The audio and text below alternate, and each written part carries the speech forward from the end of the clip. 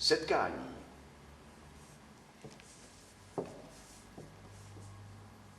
Stretnutie.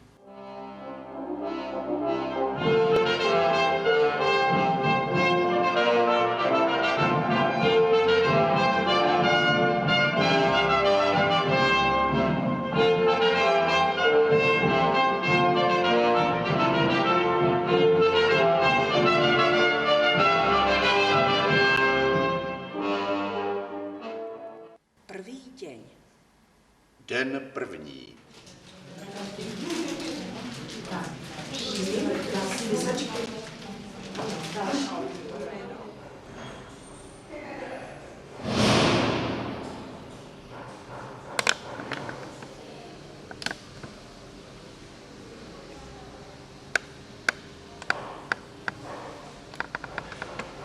Predtým tam boli vážne celovečerné hry, čo hra sa tam hrávala, v kostýmoch sa tam chodilo, kulisy sa stavali a zrazu nič, len ten jej syn oplašený z 19-ročný sa tam motal, potom javisko oslovoval ľudí z hora, čo si sa snažil povedať.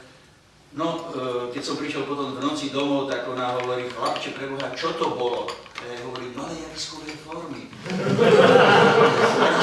Teraz to strašne letí, a najmä v Prahe. A ona hovorí, tak toto už v živote nerob.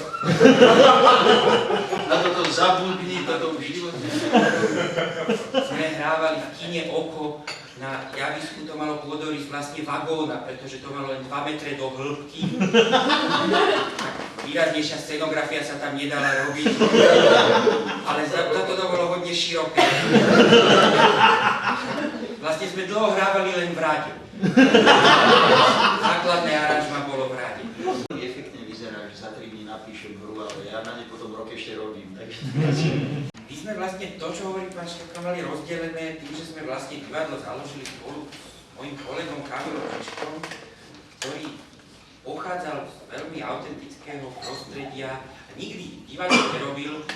Vlastne dostal sa do divadla tak, ako sa to tak niekedy býva, že sa zamiloval do svojej spolužiačky Dáši.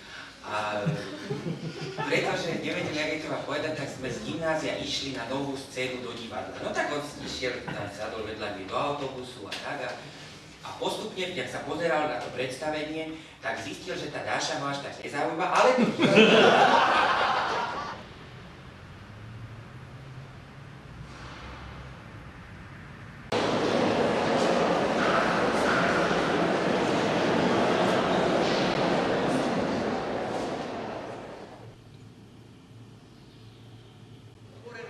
vyskakovali jak poslední cestujúci z Titaniku do člnov. 17. júla 1963. Potom sme sa sušili tam na písku, vedľa nás vajčiar, tam zasychal jak polná latrína. V živote som nevidel smutnejšie oči, ako mal on. A tedy Vládori, keď ústavici hovoria, ani sme si nevšimli, more. More. A je pekné. Na moju dušu pekné je, krásne. A účtovníčka, tajomníčka v jednej funkcii tam vedľa hovorí, to sú také životné hrozienka, krása vedľa hovienka.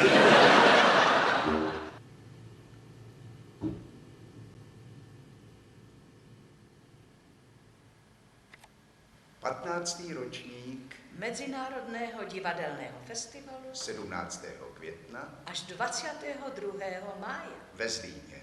v Zlíně.